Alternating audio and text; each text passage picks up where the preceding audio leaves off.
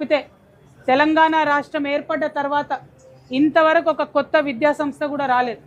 అది ఎన్ఐటి కానీ, ఆర్ఈసి కానీ, కాకతీయ కానీ అంతకుముందు ఎప్పుడో పెట్టినాయి. కానీ తెలంగాణ స్వరాష్ట్రంగా ఏర్పడ్డ తర్వాత సగర్వంగా ఇదిగో మా బిడ్డలకు ఒక విద్యా సంస్థను పెడుతున్నాం, ఇదిగో మా బిడ్డలకు కొత్త యూనివర్సిటీ ఇస్తున్నాం అనేటటువంటి ఆలోచనతో ఏ ఒక్కటి కూడా ఏర్పాటు జరగలేదు. అంటే అటు విద్యలో చూసుకున్నా, ఇటు వైద్యంలో చూసుకున్నా, ఉద్యోగాల కల్పన పరంగా చూసుకున్నా, పరిశ్రమల పరంగా చూసుకున్నా, ఎట్లా చూసుకున్నా సరే తెలంగాణ వచ్చిన తర్వాత ఉమ్మడి వరంగల్ జిల్లాలో మార్పు ఏం జరిగింది అని అంటే, ఉన్న ఒక్క జిల్లాను తీసి అనేక జిల్లాలు చేసుకోవడం, దానిలో రకరకాల కన్ఫ్యూజన్లు, దానిలో చాలా అవినీతి, అది ఏ పరిపాలన అయినా సరే జరుగుతూ వచ్చింది. ఇవాళ మీరు చూసుకుంటే మున్సిపల్ కార్పొరేషన్ వరంగల్కి సంబంధించి ఆలోచన చేసుకుంటే ఇప్పుడు కూడా యాజ్ ఆన్ టుడే కూడా ఒక కమిషనర్ లేడు. కలెక్టరే యాక్టింగ్ కమిషనర్. ఎందుకు లేడు కమిషనర్ అంటే, హైదరాబాద్ తర్వాత పెద్ద సిటీ వరంగల్, అంత పెద్ద వ్యాపారం జరిగేటటువంటి సిటీ అయినా సరే ప్రభుత్వానికి పట్టిలేదు. ఇద్దరు మంత్రులు ఉన్నారు. ముఖ్యమంత్రి స్వయంగా వచ్చి 5200 కోట్లతోని అండర్ గ్రౌండ్ డ్రైనేజ్ చేస్తా అని చెప్తే దానికి ఇంతవరకు దిక్కు మొక్కు లేదు, కనీసం ఒక ఆలోచన లేదు. అవన్నీ పక్కన పెడితే అసలు కంప్లీట్ హన్మకొండ, వరంగల్, కాజీపేట్ ట్రై సిటీకి సంబంధించి ఇంతవరకు ఒక మాస్టర్ ప్లాన్ కూడా రూపొందించుకోలేకపోయినా. అంటే ఎటుపోతున్నాం మనం, రాష్ట్రం ఎందుకు సాధించుకున్నాం అనే ప్రశ్న ఇవాళ ప్రతి యువకుల్లోనూ, ప్రతి మహిళలోనూ, ప్రతి మేధావిని కూడా వేధిస్తున్నటువంటి ప్రశ్న. కాబట్టి తెచ్చుకున్నటువంటి తెలంగాణను, వరంగల్ను బాగా చేసుకోవాలంటే అందరం కూడా పిడికిలు బిగించి ముందుకు నడవాల్సిందే అనేటటువంటి ఆలోచనతోని మరి ఇవాళ ఈ రాష్ట్రంలో ఒక కొత్త ప్రత్యామ్నాయ శక్తిగా, రాజకీయ ప్రత్యామ్నాయ శక్తిగా మేము ముందుకు రావడం జరిగింది. మరి వాళ్ళని వీళ్ళని తిడుతున్నారు, మీరేం చెప్తారంటే మేము ఒక 5 ముఖ్యమైనటువంటి ఎజెండా పెట్టుకున్నాం. పాంచజన్యం అని దానికి పేరు పెట్టుకోవడం జరిగింది. మా ఆలోచన ఒకటే, తెలంగాణ రక్షణ సేన నుండి, టీఆర్ఎస్ నుండి ఏ పేద ఇంటి బిడ్డ కూడా ప్రైవేట్ స్కూల్కి పోయినా సరే వాళ్ళకు ఒక్క రూపాయి ఖర్చు లేకుండా చదివించుకోవాలి, దానికోసం ప్రయత్నం చేస్తున్నాం. అదేవిధంగా వైద్యమైనా సరే ఇక్కడ కూడా ఖర్చు కావద్దు, ఒక్క రూపాయి కూడా పేదవారికి, దానికోసం ప్రయత్నం చేస్తాం. సామాజిక న్యాయ తెలంగాణ సాధన కోసం ప్రయత్నం చేస్తాం. యువతీ యువకులకు మంచి పరిశ్రమలు పెట్టించడానికి మా వంతు ప్రయత్నం చేస్తాం. అదేవిధంగా రైతన్నల కోసం తప్పకుండా ప్రయత్నం చేస్తాం. ఇప్పుడే ఏనుమాముల మార్కెట్ దగ్గర మేము జెండా ఎగరేసుకొని వచ్చినాం. నేను ఇవాళ ఛాలెంజ్ చేసి చెప్తా ఉన్నా, ఉమ్మడి వరంగల్కి సంబంధించిన కాంగ్రెస్ పార్టీ నాయకుల్ని మార్కెట్కి రమ్మనండి. ఒకసారి రైతన్నలు కొట్టి తరిమేసేటటువంటి పరిస్థితి ఉన్నది. ఇవాళ కూడా అన్ని కళ్ళలలో వడ్లు భయంకరమైన పరిస్థితి. లారీలకు కూడా రైతులే పెట్టుకోవాలి. రైస్ మిల్లర్ల దగ్గర దించుతామంటే ఒక పక్క మిల్లర్ల దోపిడీ, రాష్ట్రం అంతా మిల్లర్లు దోసుకుంటున్నారంటే వరంగల్ జిల్లాలో మిల్లర్లను కూడా కాంగ్రెస్ ప్రభుత్వం దోసుకుంటుందట. దాంతోనే ఆ మిల్లర్లు దించుకున్నటువంటి పరిస్థితి.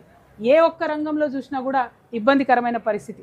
అనేకం చెప్పిన ఉమ్మడి వరంగల్లో, ముఖ్యంగా వరంగల్ పట్టణంలో ఫిన్టెక్ టవర్ కడతామని చెప్పారు ముఖ్యమంత్రి గారు, ఇంతవరకు లేదు.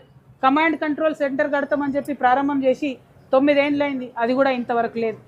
అన్నిటికన్నా కామెడీ ఏంటంటే ఎంజిఎం హాస్పిటల్, పేదవాళ్ళ హాస్పిటల్, దాదాపు 4500 ఓపీ ఉండేటటువంటి హాస్పిటల్, దానికి ఈ ప్రభుత్వం ఒక జోక్ అని చెప్పడానికి 3 సూపరింటెండెంట్లను నియమించారు. అవి ఏ ఆర్డర్లో ఏమేమి డిపార్ట్మెంట్లు ఇచ్చినాయో 3ని నియమిస్తే వాళ్ళు ఒక్కరు కూడా లేరు. అసలు సూపరింటెండెంట్ లేనటువంటి పరిస్థితి ఉంది. అంటే విద్యను గాలికి వదిలేసి, వైద్యాన్ని గాలికి వదిలేసి, మొన్న ముఖ్యమంత్రి గారు చెప్పారు నేను హిట్లర్నని, ఆయన అన్నట్టే చేస్తున్నాడు. 27,000 పాఠశాలలు తగ్గించి 4,000 చేస్తా అన్నాడు.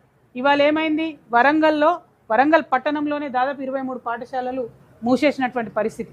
ఓకే, మూసేసిండ్రు, ప్రత్యామ్నాయం ఏంది? ఇంటిగ్రేటెడ్ స్కూల్ కట్టిండ్రా అంటే దాని వైపు ఆలోచన కూడా లేదు.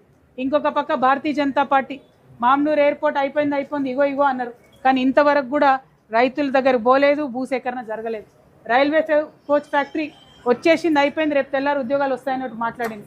తీసుకొచ్చి కొంత మెటీరియల్ డంప్ చేసిరు, బిల్లులు ఎత్తి జరగనటువంటి పరిస్థితి. సరే, ఆ కోచ్ ఫ్యాక్టరీ ఎప్పుడు ఫినిష్ అయినా కూడా 90% స్థానికులకే అందులో ఉద్యోగాలు ఇవ్వాలి. సేమ్ ఇటువంటి రైల్వే కోచ్ ఫ్యాక్టరీ పంజాబ్లో కట్టినప్పుడు అక్కడ బాజాప్తా జీవో తీసి స్థానికులకు 90% ఇచ్చిండు. ఖచ్చితంగా అది స్థానికులకే ఉద్యోగాలు ఇవ్వాలని కూడా మేము ఈ సందర్భంగా డిమాండ్ చేస్తూ ఉన్నాం. మరి అదేవిధంగా మనకు వర్షాకాలం వస్తుంది, భద్రకాళి చెరువులో రిపేర్స్ ఇంకా పూర్తి కాలేదు. మేము జనం బాటకు వచ్చినప్పుడు చెప్పినాం, భద్రకాళి చెరువులో అన్యాయంగా ప్రభుత్వమే కబ్జాలు పెట్టి నీళ్లు బయటపోకుండా వేస్తుందని, ఇంతవరకు కూడా అది పూర్తి కాలేదు. అదేవిధంగా పక్కనే ఉన్న బోంది వాగుకు సంబంధించి కూడా మరి లోతట్టి ప్రాంతాలు మునిగిపోయే పరిస్థితి ఉంటుంది. కాబట్టి వానాకాలం వచ్చింది, కలెక్టరే యాక్టింగ్ కమిషనర్ కాబట్టి కలెక్టర్ గారిని రిక్వెస్ట్ చేస్తూ ఉన్నాం, డిమాండ్ చేస్తూ ఉన్నాం, మీరు తక్షణమే ముంపుకు గురి కాకుండా ఆయా ప్రాంతాల్లో కేర్ తీసుకోవాలని కూడా మేము కోరుతూ ఉన్నాం. ఇక కాకతీయ యూనివర్సిటీ సంగతి చూసుకున్నట్టయితే ఉస్మానియా యూనివర్సిటీ మీదనేమో ముఖ్యమంత్రి గారు 1000 కోట్లు ఇస్తామన్నారు. సరే ఇయ్యలే, అక్కడ కూడా ఎగ్గొట్టిరు, అది వేరే విషయం. కానీ కాకతీయ యూనివర్సిటీలో ఇప్పటి వరకు కూడా హాస్టల్ ఫెసిలిటీ లేకుండా ఆడపిల్లలు మగపిల్లలు బయట ఉండి చదువుకోవాల్సి వస్తుంది. కనీసం హాస్టల్ కోసం అన్న డబ్బు శాంక్షన్ చేస్తే బాగుంటుంది. ఇంతవరకు రిక్రూట్మెంట్ జరగడం లేదు, కొత్త లెక్చరర్లు లేరు. ఇబ్బందికరమైనటువంటి పరిస్థితుల్లో కాకతీయ యూనివర్సిటీ ప్రతిష్టను మసకబార్చేటటువంటి ప్రయత్నాలు జరుగుతున్నాయి. ప్రభుత్వం శ్రద్ధ పెట్టాలని చెప్పి నేను డిమాండ్ చేస్తూ ఉన్నాను. ఇక అంతేకాకుండా మరి టెక్స్టైల్ పార్క్ అని కట్టడం జరిగింది. ఆ టెక్స్టైల్ పార్కుని ఇప్పుడు మొత్తం వీళ్ళు రియల్ ఎస్టేట్ లేఅవుట్ చేసి అమ్ముకునే ప్రయత్నం చేస్తున్నారు. అది కరెక్ట్ కాదు. ఆ టెక్స్టైల్ పార్క్లో ఇబ్బంది ఉంటే పరిశ్రమలు తీసుకురావాలి. ఏమైనా పరిశ్రమలు వెళ్ళిపోతే కన్విన్స్ చేసి ఎక్కువ పరిశ్రమలు తీసుకురావాలి. కానీ అలొకేట్ చేసినటువంటి 2400 కోట్ల 2400 ఎకరాల భూమిని లేఅవుట్ చేసి అమ్మాలని చూడడం మాత్రం కరెక్ట్ కాదు. దీని మీద ముఖ్యమంత్రి గారు తక్షణమే శ్రద్ధ పెట్టాలని కూడా నేను డిమాండ్ చేస్తూ ఉన్నాను. మరి దాంతోపాటు అనేకమైనటువంటి అంశాలు తాగునీరుకు సంబంధించి వరంగల్ పట్టణంలో దేవాదుల 3rd లిఫ్ట్ మరి ఆన్ చేసి తాగునీరు తీసుకురావాల్సి ఉండే, అది కూడా ఇంతవరకు లేదు. ఈసారి కూడా తాగునీటి విషయంలో బాగా ఇబ్బంది జరిగింది. సో అల్టిమేట్గా ఎక్కడ చూసినా కూడా పరిపాలన పడకేసింది కంప్లీట్గా, అవినీతి మాత్రం పడగలెత్తుతూ ఉన్నది. ఒక చిన్న ఎగ్జాంపుల్ చెప్పాలి, నేను డైరెక్ట్ అలిగేషన్ చేస్తున్నా. చీఫ్ మినిస్టర్ గారు ఆఫీస్ నుంచి వారి నుంచి వచ్చినటువంటి ఇన్స్ట్రక్షన్తో ఏది ఖమ్మంలో సీతమ్మ సాగర్ ప్రాజెక్ట్ అని ఉంటుంది, దాని బ్యాక్ వాటర్ నుంచి ఒక 20 కిలోమీటర్ల వెనుకకు ఇసుక మేట వేసిందని చెప్పి అక్కడ ఇసుక తీయాలనేటటువంటి ఆలోచన ప్రభుత్వం చేసింది. దాన్ని ఈ వరంగల్ ఉమ్మడి వరంగల్ జిల్లాకు ఇన్ఛార్జ్ మినిస్టర్ ఉన్న పొంగులేటి శ్రీనివాసరెడ్డి గారు, ఈ జిల్లా బిడ్డ అయినటువంటి ఉమ్మడి వరంగల్ జిల్లా ఇప్పుడు ములుగు జిల్లా బిడ్డ అయినటువంటి ఒక మంత్రి గారు, మరి వారిద్దరు కూడా కలిసి ఆ వెనుక ప్రాంతం ఏదైతే ఉంటుందో సీతమ్మ సాగర్ వెనకాల దాదాపు 70 కిలోమీటర్ల గోదావరిని కంప్లీట్గా ఇసుక కోసం ఓపెన్ చేయడం జరిగింది. ఆ 70 కిలోమీటర్ల ఇసుకని ఏదైతే వీళ్ళు దోపిడీ చేస్తూ ఉన్నారో అది 1000 కోట్లకు పోతూ ఉన్నది. దానివల్ల గోదావరికి గర్భశోకం తప్ప ఇంకోటి లేదు. నేషనల్ గ్రీన్ ట్రిబ్యునల్లో అక్కడ ఉన్నటువంటి ఆదివాసీలు కేసు వేసినారు, అయినా సరే బేఖాతరు చేసి కంప్లీట్గా ఇసుక దోపిడీ చేస్తూ ఉన్నారు. ఇది నేను డైరెక్ట్ అలిగేషన్ చేస్తున్నా. చీఫ్ మినిస్టర్ గారి ఆధ్వర్యంలోనే ఈ ఇద్దరు మంత్రులు కూడా మరి ఆ 1000 కోట్ల దోపిడీకి పాల్పడుతూ ఉన్నారు. కాబట్టి దాన్ని ఇమీడియట్గా కంట్రోల్ చేయాలి. దాని విషయం ఏందన్నది పబ్లిక్లో క్లారిటీగా చెప్పాలని కూడా నేను డిమాండ్ చేస్తున్నాను. మరి వరంగల్ అంటే ఉద్యమాలకు పెట్టింది పేరు, కొత్తదనానికి పెట్టింది పేరు.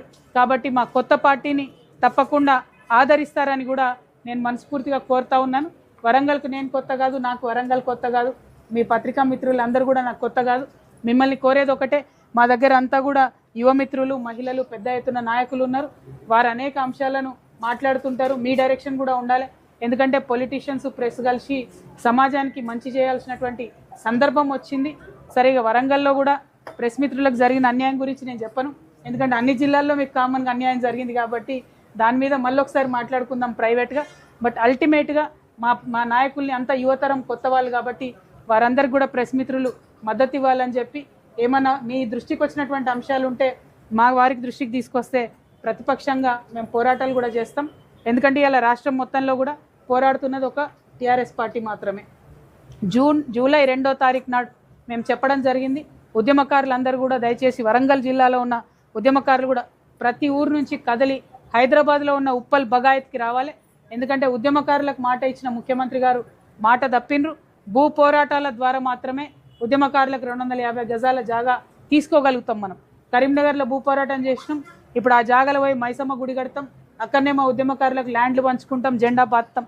అట్లనే ఫ్యూచర్లో జిల్లాలో కూడా ఉద్యమకారుల కోసం భూ పోరాటాలు చేస్తాం. మనం హైదరాబాద్లో జూలై 2వ తారీఖున జరిగే భూ పోరాటానికి పెద్ద ఎత్తున అందరు కూడా తరలి రావాలని కూడా కోరుతా ఉన్నా. మరి 5 రోజుల నుంచి సింగరేణి పర్యటన చేసుకుంటూ వచ్చినాం. ఆ దుఃఖం, ఆ బాధ, ఆ కార్మికుల యొక్క ఆవేదన చూసి